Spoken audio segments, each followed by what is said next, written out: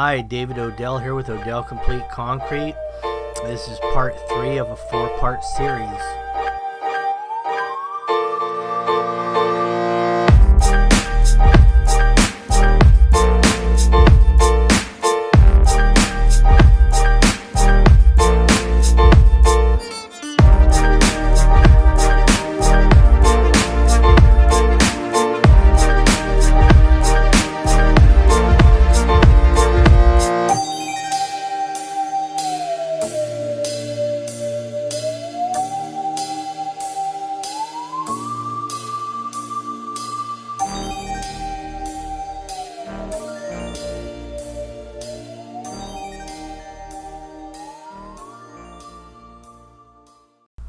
First part was the water main break, second part was setup. This third part we're showing how to pour and finish the concrete.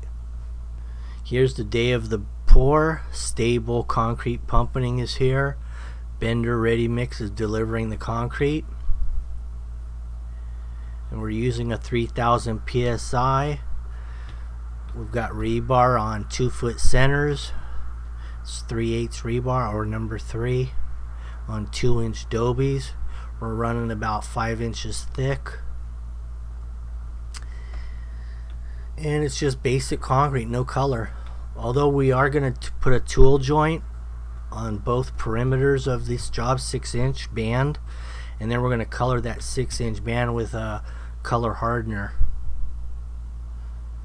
It's a little tricky application because you don't want to get the color hardener on the other part, because we're using tile red, and we're using, and that color is made by Schofield, and we'll show that bucket pretty soon here. And I really like using the color hardeners that come in the buckets, because if you have extra you can save it and it doesn't get damaged from water, and it's a lot easier to throw out of a bucket than a bag. So any color hardener in a bucket, in other words, is better than one that's in a bag. So these are 7 foot wide. We're pouring it at about a 5-inch slump here, maybe 5.5. And here's your Mo strip. Also, that'll be getting colored tile red with a color hardener. Nice thing about the color hardener is it's about 5500 psi.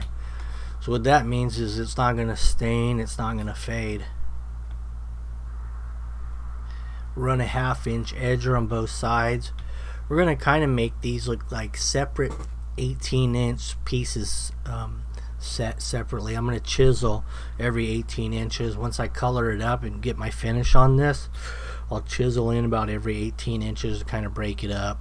There's the color hardener I'm going to be broadcasting around the perimeter. Dry shake color hardener, tile red. So I cut my joint in. Now I've got to be very careful to throw my color hardener right where I want it, because I don't want red on the other side of that line, so it wouldn't look like a very nice ribbon then. We also have that 6-inch joint spacing on the outside of this radius. We're going to dust that on and all the way around the new lawn area. So I'll throw it on there kind of thick, let the water absorb into it.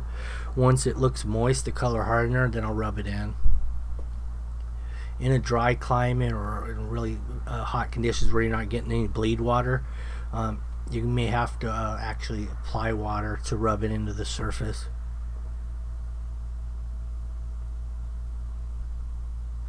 It's best to work it into the bleed water, but if you don't get it, you have to use other water. You can see how that absorbs really quickly there. So right after I've got this laid down, I start throwing the color hardener, because I want to capture all the bleed water into that color hardener.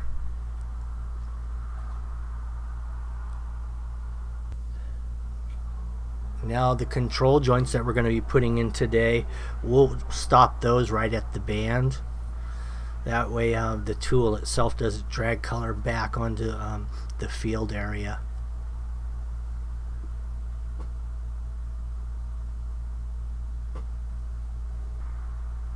Now I'm just using the end of my 5-inch wide trowel. It just about catches it all.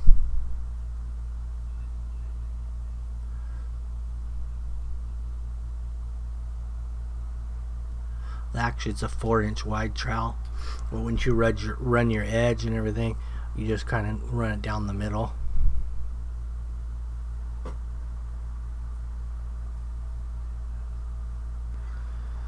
So we just did one casting of that tile red, and there was a couple of little touch-ups here and there where we had to throw a little bit more, but basically that first coat did the trick because it's such a dark color.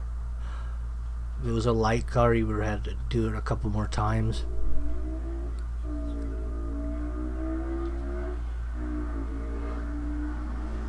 Now those joints we tried to line up with cracks in the driveway, as well as the actual joints in the driveway, because these two concretes are joined together by rebar dowel, so all the movement's going to be as one now.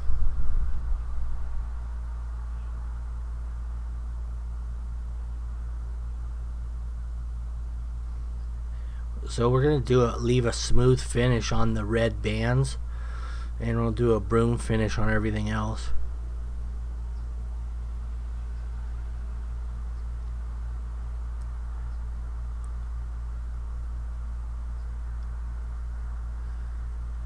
There's the crack and there's the joint. There's their old redwood 2x4 joint, and there's another crack. And we just continued them off of those. There was one crack we couldn't follow because the spacing wasn't good. And that's the one where we were offset about a foot.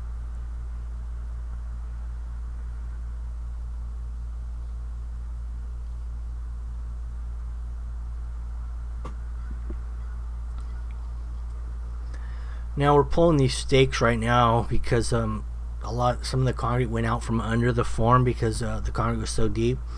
So we get the forms out today, not the forms but the actual stakes out, so they're not embedded in dry concrete.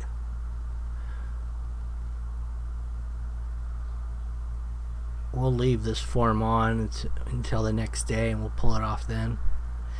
It's kind of crucial in a narrow area like this to leave the forms on.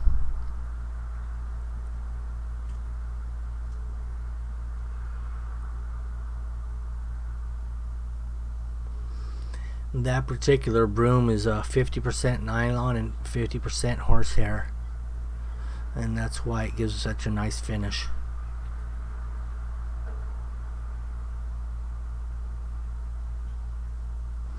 There it is. I got chiseled joints on the red band every 18, 6 inches wide, smooth finish on the perimeter.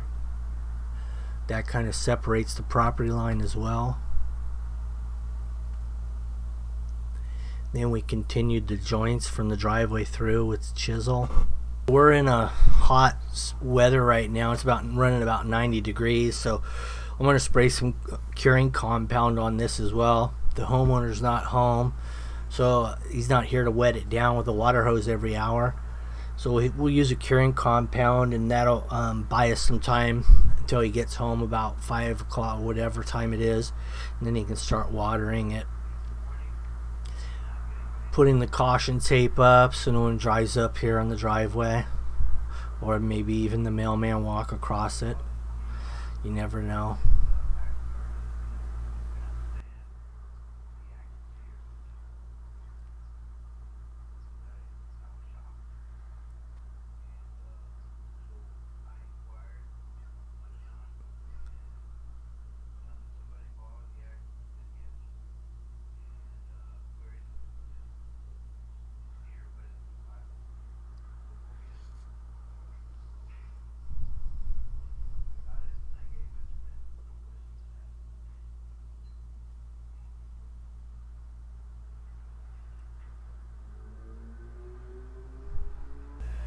Here's the curing compound that I can get locally, and it's readily available.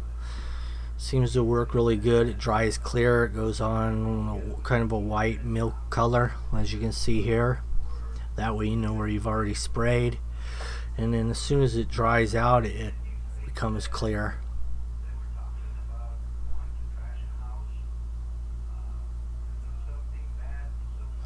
And what that'll do is hold the moisture in the concrete from drying too quickly. And that, what happens if it dries too quickly is you could get shrinkage cracks. Water is the best that you can use for curing, but this seems to work pretty good. Thanks for watching. If you like these, subscribe. And don't forget, this was actually part 3 of a 4-part series. The next video, part 4, will be laying of the sod and the irrigation system.